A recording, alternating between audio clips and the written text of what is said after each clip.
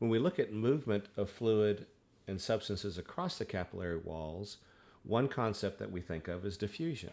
And this is going to apply to lipophilic substances, which can move directly through the endothelial membranes. Other substances that are not lipophilic, such as ions, are able to move quickly out of capillaries through small clefts between the endothelial cells, and they simply move out with the water. This is why we say that plasma and interstitial fluid have the same concentration of ions both in and out of the vessels. The concept we're going to talk about today is called bulk flow. And bulk flow describes what causes water to move through these intercellular clefts. And what we find is that water moves driven by pressure gradients. The pressures that are involved in causing this movement are called Starling Forces. And these involve 4 different forces, which we will look at individually in the upcoming slides. So the first pressure is capillary hydrostatic pressure. And this is pressure that fluid exerts against the wall of a container. In this case, it would be the pressure that blood exerts against the capillary wall. So it's essentially the residual pressure in the capillary after the blood has traversed the highly resistant arterioles. So if we consider that our standard mean arterial pressure is around if we consider our standard mean arterial pressure is about 93 millimeters of mercury, at the capillary level, it's about 35 millimeters of mercury. So this is the primary force that's pushing fluid out of the capillary. When fluid leaves a vessel, we call that filtration. Now, inset is a picture of a capillary. So this is endothelial cells that are lining the capillary, and what we see here are these small little clefts. And these little clefts is where water can move out of the capillary. So we've drawn an arrow demonstrating the capillary hydrostatic pressure favoring filtration, or the movement of fluid out of the capillary. There is also, in theory, an interstitial hydrostatic pressure. And this would represent the force of fluid pressing against the endothelium from the outside. So if we were to draw an arrow, we would say that this is going to be moving in the opposite direction. But because our interstitial space is generally considered to be this ill-confined space, we don't consider the pressure in that typically amounting to much, and we consider that pressure to typically, under normal physiologic conditions, being close to 0. But if it was present, it would be a force that would be opposing filtration. Oncotic pressure is the next type of pressure to look at. So again, this is our capillary here, so we're going to first look at capillary oncotic pressure. And if we zoom in very closely on the lining of the capillaries, we'll see that there is this furry looking layer here, and this is called the glycocalyx. So the glycocalyx is a carbohydrate-rich layer that functions like a molecular sieve, and it restricts the movement of proteins from leaving the capillaries, whereas it allows water and ions to easily traverse. So in essence, it's this glycocalyx which is trapping proteins within the capillary.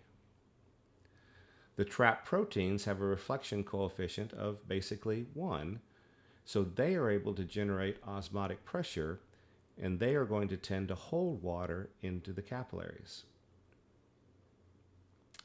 And when we look at osmotic pressure that's created by these large proteins, it's referred to as oncotic pressure. So the capillary oncotic pressure, and the oncotic pressure is typically denoted by the pi sign, is going to be opposing filtration. Now the final pressure would be our interstitial oncotic pressure, but since proteins are typically trapped within the capillary, our interstitial oncotic pressure, although it would be favoring filtration, is typically negligible. So let's put all these things together. Here we have This is going to be demonstrating capillaries from an arterial end to the venous end. So the capillary hydrostatic pressure along the arterial end is about 32 millimeters of mercury.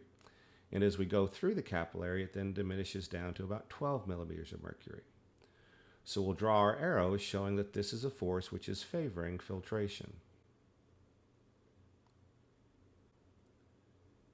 The interstitial hydrostatic pressure, which in theory would oppose filtration, but under normal physiologic conditions, we consider that to be negligible or zero.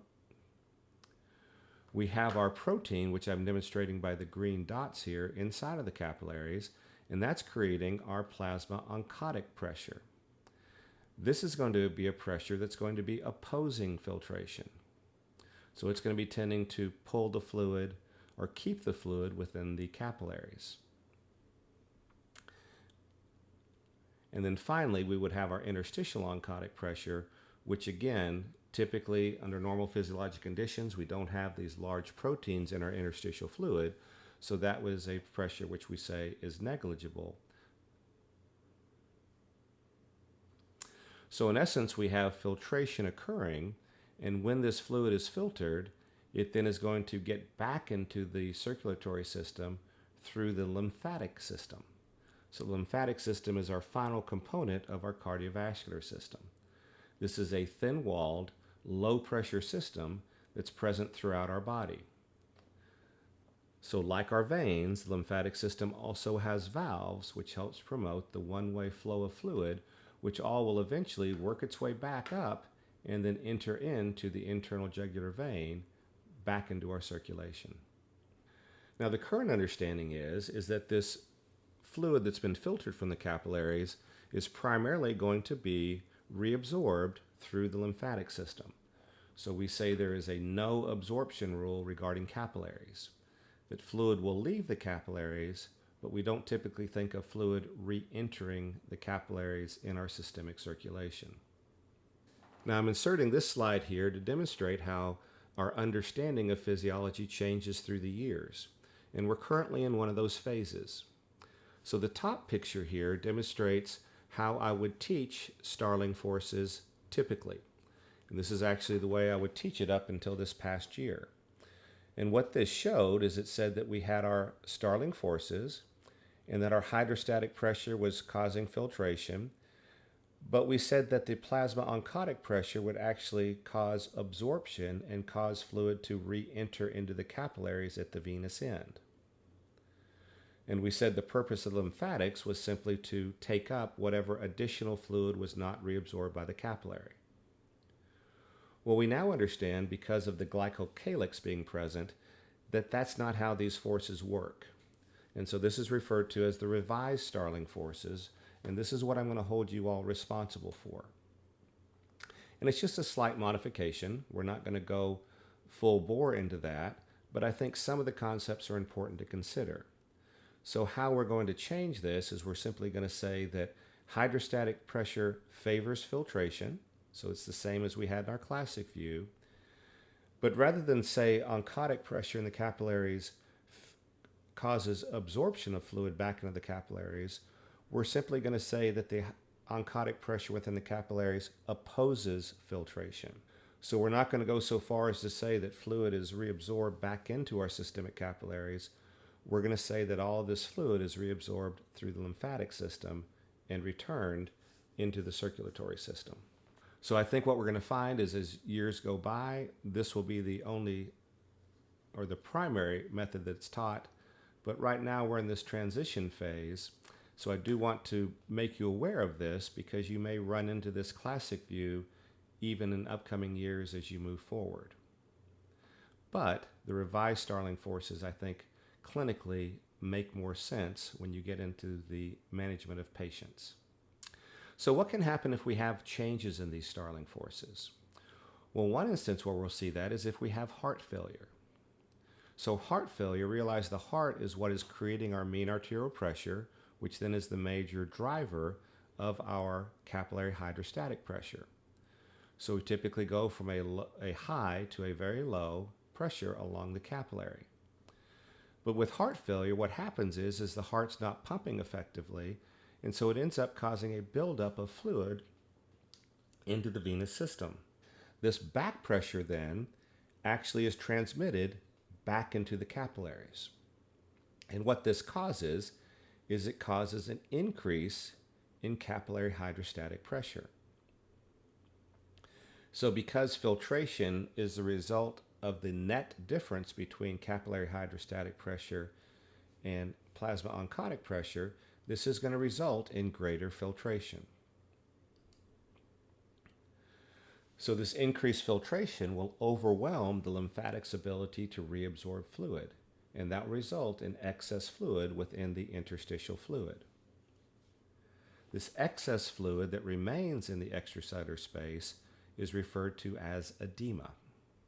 So for interest's sake, here's a picture of a normal chest x-ray. This demonstrates the heart. This is the diaphragm, which separates the abdominal cavity from the thoracic cavity. And these are what healthy lungs look like.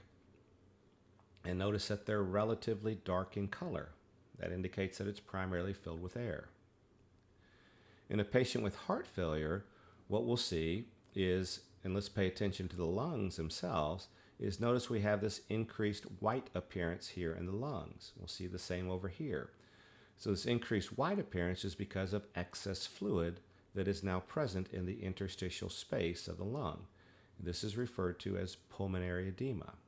Another common site that we'll see edema is in patients' ankles. So a common finding in a patient with heart failure is swollen ankles. And if you look closely here, you'll actually see impressions, and these are actually impressions of fingers. And this is called pitting edema. So this is a result of excess hydrostatic pressure causing too much filtration that overwhelms the ability of lymphatics to reabsorb that fluid. Another example we can see where there can be problems is if there's problems with the protein within the capillary. And this is something that we can see related to liver or even kidney disease. The classic finding, though, is liver disease because these proteins, this albumin, is created in the liver. So if the liver is failing, then these protein levels decrease. And with a decrease in protein, we have a decrease in that plasma oncotic pressure. So this in turn results in a net increase in filtration pressure, resulting in an increase in filtration.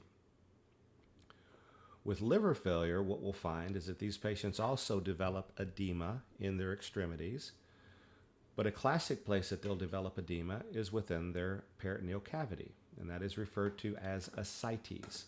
So this is a big swollen abdomen filled with fluid, a very common finding in someone with advanced liver failure.